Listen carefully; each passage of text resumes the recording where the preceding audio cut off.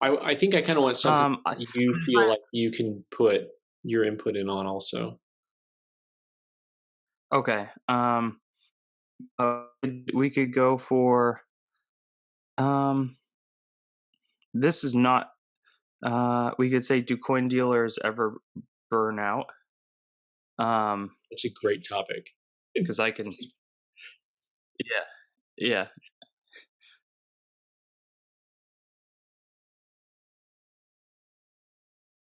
So Ben, what do you think? Do coin dealers ever burn out, or is that not something that you really experience? But it depends on which day of the week you ask. So, you know, today is a great burnout day because, you get real busy, life happens, and you look around, you're like, man, I'm just, stuff's flying everywhere, and I got to try to control inventory and people and money. And so the quick answer is for, I think, anyone who's a coin dealer who has a shop, brick and mortar, anything can burn out after a while. If you do something long enough, it's just going to get old. And so you'll see that, I think, a lot more often with guys who have been doing brick and mortar stuff running into the brick and mortar wall, so to speak. So have you run into that for, I know that you've worked at a shop and stuff. Have you seen guys kind of changing over into different careers and different fields from where you're at? Yeah, and I think that it's something that happens definitely a little bit, but I think it's also sort of different phases. So sometimes an owner is going to want to be spending more time, only a few days a week in the shop, and ebb and flow, if that makes sense. And I think certainly on my end, um, I generally try to do film a lot of my content at once, and then I can take a week or two off where I'm focusing on friends and family and just non-coin pursuits. But I have a much different situation, just being more of a educator and content creator as opposed to really a dealer. What do you think? How does it manifest? Do you think it's just from kind of the wear and tear of having to constantly be in the shop, and then, like you alluded to, managing people, or what do you think is some of the primary contributors? So I think one of the things that you kind of hit on was the fact that you do stuff out of the office, so to speak, or maybe you don't even have an office, right? So it's a very different framed setup. We've talked about this. I did an interview with Mike Nodelman at the Coin Show podcast, and we were talking about that a little bit. How it's different when you're doing work at anything for 40, 50, 60 hours a week, depending on what you're doing.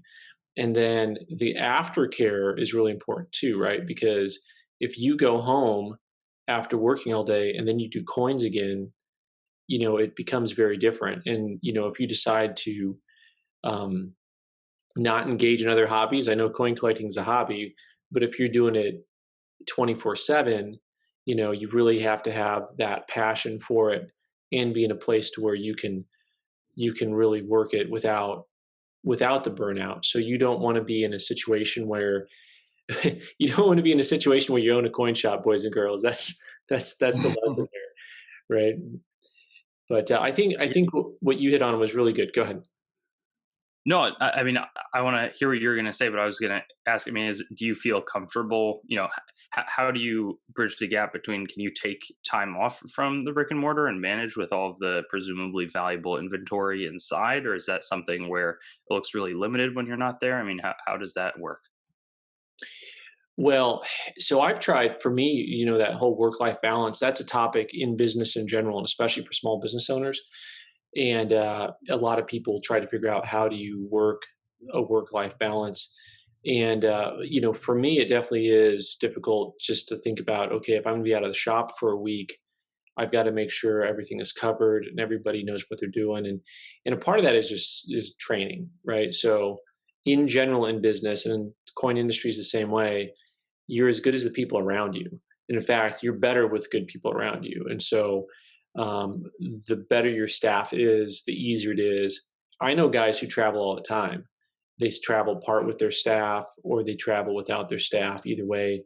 And I think they don't even think twice about it. And so it's fun to talk about this because I am planning on picking the brains of some friends of mine who travel a lot more, to understand what their setup looks like. Because some of it's just a maturity process on my end. Like I'm not there yet with having the shop run 24/7 without me.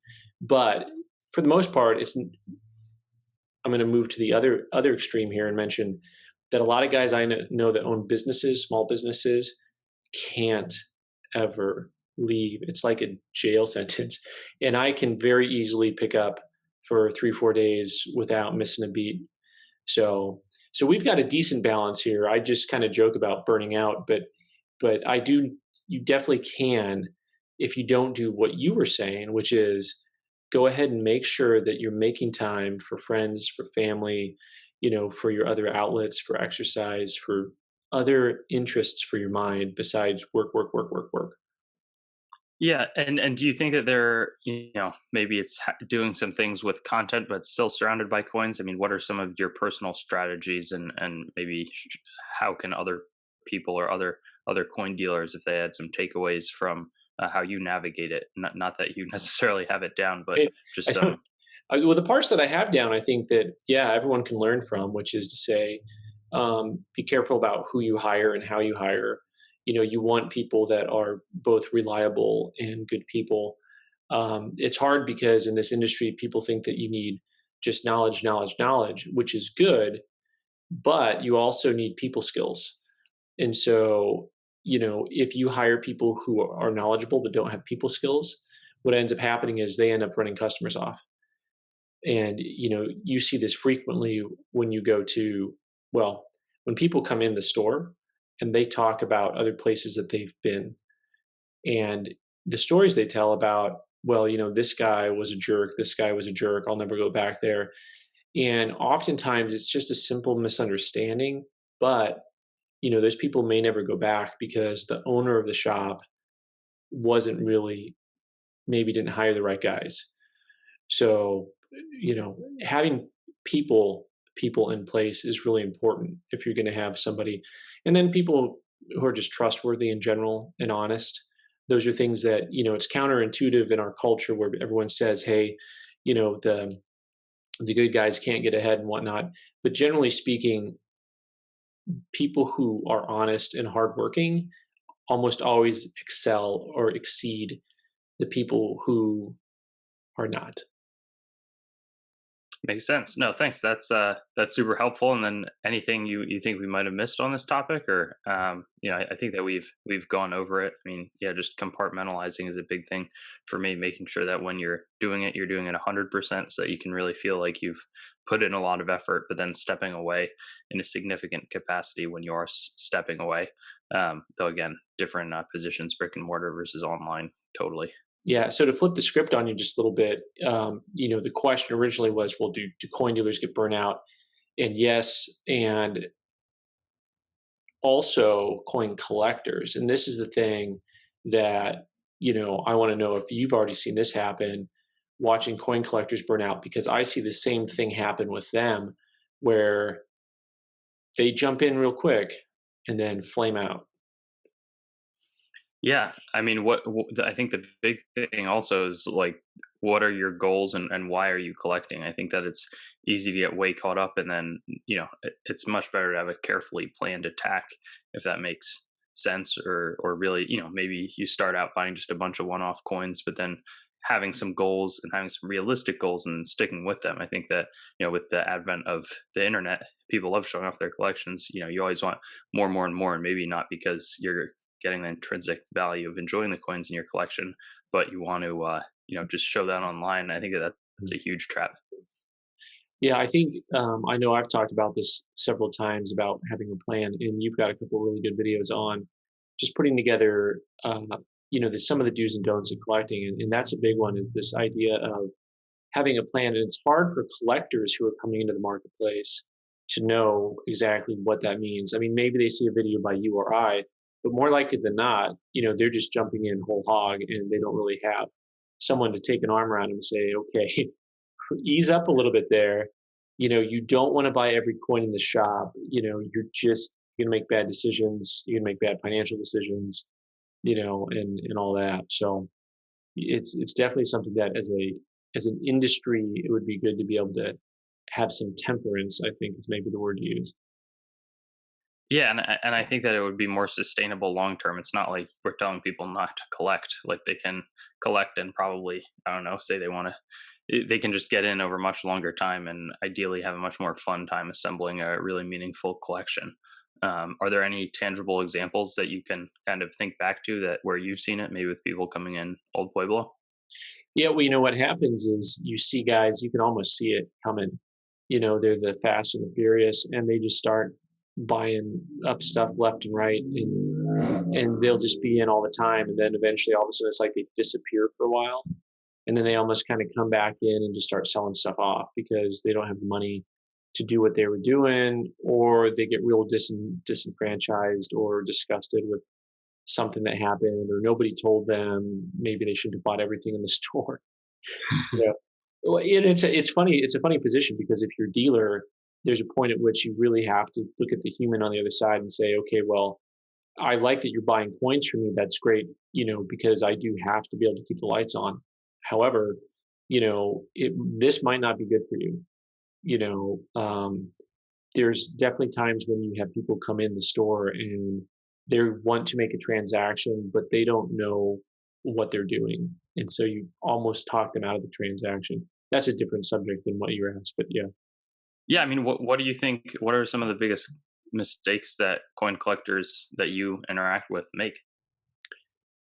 Well, I mean, not having a plan is one, but not taking the time to learn how to grade coins is, I think, something that the funniest thing is, if for those of you who already watch YouTube, so you've probably maybe seen one of my videos or Christians, you really get distracted with the grading and the unboxing, and those are like super popular and everybody loves them.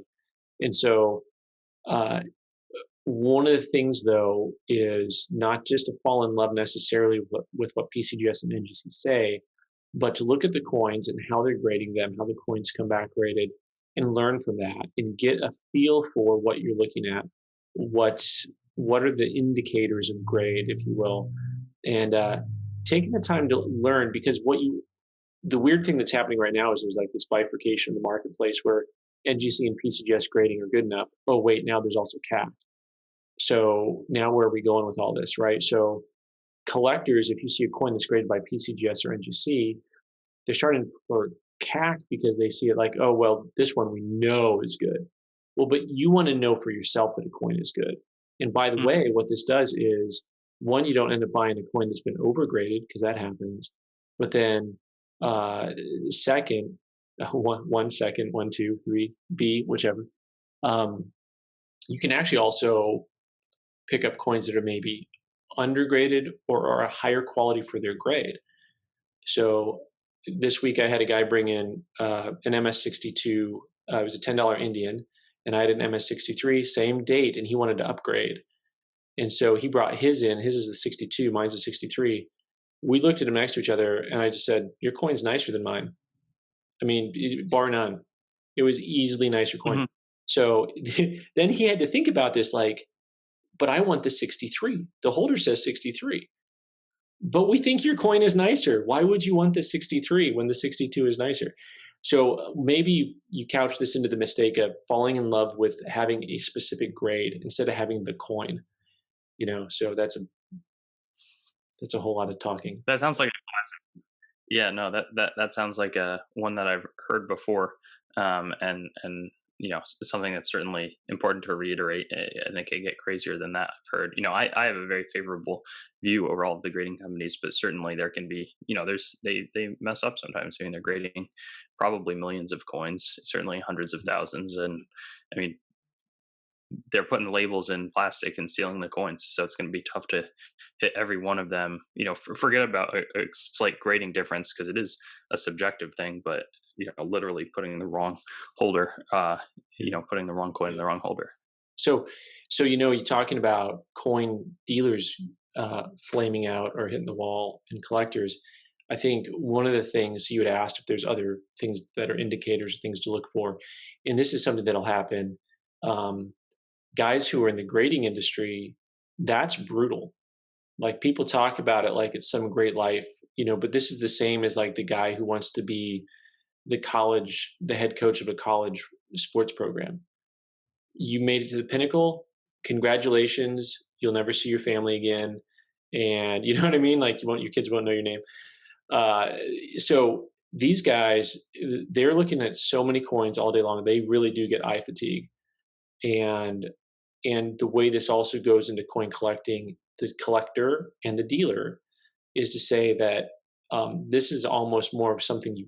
I don't know if you can avoid this or not because I'm not an optometrist, but uh, eye fatigue, long-term vision problems.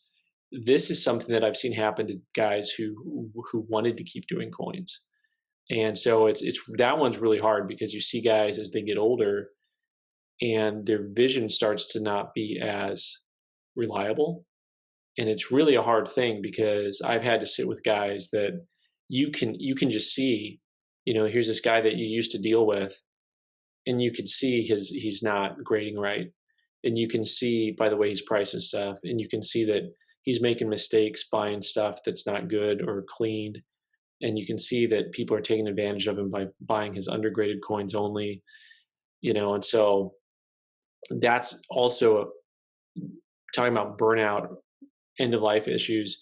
This is something I know that we were talking about people getting into the hobby and mistakes to make. There's also something to be said for exit strategies. And okay, how do you guard yourself against you when you've been collecting and you don't want to get rid of your coins, or and this will vary of course depending on if you have raw coins or graded coins, but even then, even after you have graded coins, you can make mistakes if you start to slip in your mental capacity or your visual capacity. So there's the hitting in the wall of just like, I'm running a small business. Then there's the, okay, it's time to retire. It's time to take mom or dad's keys from them, grandma or grandpa's keys from them. They shouldn't be driving anymore. Yeah, I mean, what do you think? Yeah, this is a totally separate topic, but what is the exit strategy? When do you see dealers retiring? What do you think they often merge into, or is it rarely? It's almost always a last job, and what do you think are the primary catalysts for people getting out of the coin industry as opposed to the collector? And I'm not talking about like a temporary, but maybe it's 5 years in their back end, but a serious exit out of coins. Well, dealers don't retire. They just get out of circulation. Hey, I had to use a bad joke. I'm sorry. I was I'll there leave that has one to be some coin joke somewhere in here. in. So Yeah, so I've seen guys retire for different reasons, and seen guys who they realize their own mortality. They have friends around them that are getting sick, and maybe they're not that old yet. I don't know what you consider old, but to me, people in their mid 60s are not old, right? So, but I see people in their mid 60s who said, you know what, we got lots of friends who are getting sick, and I think we should consider retiring and enjoying some of our life together while we have what health we have, because there's a good chance once you're past the age of 75, you're going to start seeing more health problems one way or the other. That it's just a numbers game, right? So that's a dealer retirement for really, I think, a smart reason. Um, a stress, when the job becomes too stressful, when the world around them changes, because I've seen that lately with guys that I don't want to say they retired, but they've had a hard time in the last 10 years where the entire world changed. I mean, what we're doing now wasn't happening. Trading coins on Instagram, or, doing Facebook, doing YouTube, you got to have an online presence, all this stuff. And a lot of these guys, they weren't, they're not set up for it. They don't want to engage in any of that. And I understand that completely because I'm looking at trying to fix my website and get it upgraded and updated. And I'm like, man, I don't want to deal with the thought of someone handling the technology for me, which I don't know, you know. And then one final thought on the retirement thing. For guys, a lot of guys end up not retiring. And once again, this is the difference between brick and mortar and Vest Pocket, or guys who just do shows. Maybe they used to do 40 shows a year. So I don't know if you really call that Vest Pocket because they were dealers. They do 40 shows a year. But those guys I saw start to go down to 10 shows a year, that type of thing. And then maybe 5 shows a year, to where it was really just, it was more of a retirement thing. It had to do with they didn't want to travel anymore. And that's totally different than that was, 20 years ago. Traveling changed 20 years ago. But really for a lot of guys, all of that can go into it. So your lifestyle, whether you're a vest pocket dealer, a full-time dealer, a brick and mortar dealer, all those things affect. And then I've seen guys that retire because of family tragedy, thank you. You know, but they had something happen and just it blew their life up. Something happened with one of their kids. So, you know, so there's lots of other things that can happen to derail somebody. But as far as, anyway, what were we talking about? Yeah. No, that's a good point. I mean, what do you think the skills, do you see people jumping out of coins when they're 35, 40, 45? You can call young a lot of different things, could be 50, 55, into different careers. Is that something you see, and Oh, where do you hey, think people go? but that's a great point because one of the big complaints about uh, coin collecting is it's a bunch of old guys that say we used to do this when we were younger, and it's like they're doing it when they're a kid. They're young, they're teenager, early 20s, they start working, and then children, marriage, children, life, work, everything else becomes more important, right? The ironic part is what we started with about having to have a life outside of coins helps you maintain your ability to do coins well. The opposite is also true. So when you are young and married and coming up and working, it's good to have a hobby. It's good to have something else to focus Mhm. your mind on that's not just about all of those other things, right? And so you do see in the coin industry guys who they disappear for 2 decades or longer, and so I see guys come into the shop and they'll be 60, 65, retired or semi-retired, and just, hey, I'm looking for a hobby. I used to do this when I was a kid. And so I think as an industry, as a hobby for you and I, we should be looking at making sure that we are not only courting the youth and not just trying to teach the old people how to use their internet, but I'm talking about myself there. But also, we should be able to really focus on, hey, let's have these active communities where you get people in their 20s, 30s, and 40s because they add a whole lot of life to the hobby. And it's true that you see demographically to miss that a little bit.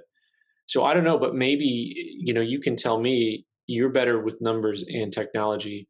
Are your demographics, do they skew really broadly um, to the plus 50 crowd, or do you have a pretty well parceled? I know that YouTube gives us like 5 or 6 age ranges. Yeah, no, that's a great question. I think, obviously when I think of the average YouTube user, I'm assuming it's like 13 to 21 and then like 21 to 30 or so, and they give different categories. Maybe it's 21 to 35, but my biggest age ranges I want to say is like 45 to 55, and then kind of equally flanked by 35 to 45 and 55 to 65, and I think the next biggest would be like 65 plus. So that's kind of how it is with mine. I think it's like 70% male, 30% female, and then I think most of it is from the U.S. Though I do have some World Coin series that generally get some traffic from abroad. What about you? That's interesting. I'd have to go look at the numbers because I'm trying to remember all the different age brackets that they give, but it's almost like because of the way they cut the age brackets, they're all pretty similar. Because I think there's like 5 of them, and they're almost like the younger. It skews a little bit older, but not much. So we're gonna have to do that next time. We're gonna have to get some actual numbers on paper. I'm stunned that you said you have 30% female viewership. I mean, because I felt like I broke the glass ceiling when I got 5% female viewers. But then again, your content's a little different than mine. But also, I'm very impressed, and I'm excited about. I do want to get more young girls, especially, into coin collecting, because I think that history is one of the most important things that is not taught in school, and especially for young girls. So one of my things moving forward, I've been thinking about this a lot, is um, not necessarily to heck with STEM. That's not exactly what I mean. But the point is, this focus on it is unnecessary, in my opinion. Whereas history is completely lost on these people. And if you want to learn about how to live a life, you need history. You need to understand these things. And that is what's great about coin collecting, is just you learn history accidentally every day. when people come in and they talk to you about what they've got. And when they specialize, like you just mentioned, foreign coins, when they specialize in something that maybe you don't, in a country you don't, and they have something and they can tell you why this is important, why what's on the coin is on the coin. And that's what makes the hobby really fantastic.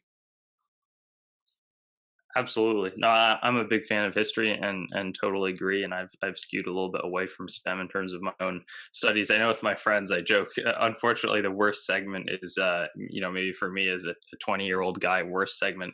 And this was more when I was a little younger, but is that like younger girls? And then I think it kind of goes up along the line. But it's still good that we have 30%, just in terms of getting a broad range of viewers. But I think that in addition to being aware of history, there's also like a monetary awareness. It's just kind of a challenging concept to put my finger on, but the understanding, or just having a little bit more of a nuanced understanding of what money has been, and kind of what goes into it, maybe helps with totally unrelated, just being aware of finances and that sort of thing, which I think is super powerful. And having a lack of that awareness can certainly pose a lot of challenges in people's lives. So I think that there's a lot of benefits that coins bring that aren't as obvious as, like, oh, it's a tiny cool piece of you know Metal. one little segmented piece of history. There's like so much behind it in addition to beyond the historical aspect. Yeah. Yeah, well, that's an interesting topic, the monetary, but we'll save that for another time because I think we're running up against it. But this has been a great time. I'm looking forward to more coin conversations, and we'll keep rolling this. And I hope that both of our audiences enjoy this kind of conversation because I think that it's good for the community in general. And it's always good to spend the time together and talk out a few different issues that come before us. Definitely looking forward to it. And to all my viewers, make sure to go subscribe to Ben. I'll have his link in the description, and follow his Let's have content. everybody subscribe to everybody. Let's have fun. All right, thanks, Christian. Great. Have a nice day. You too.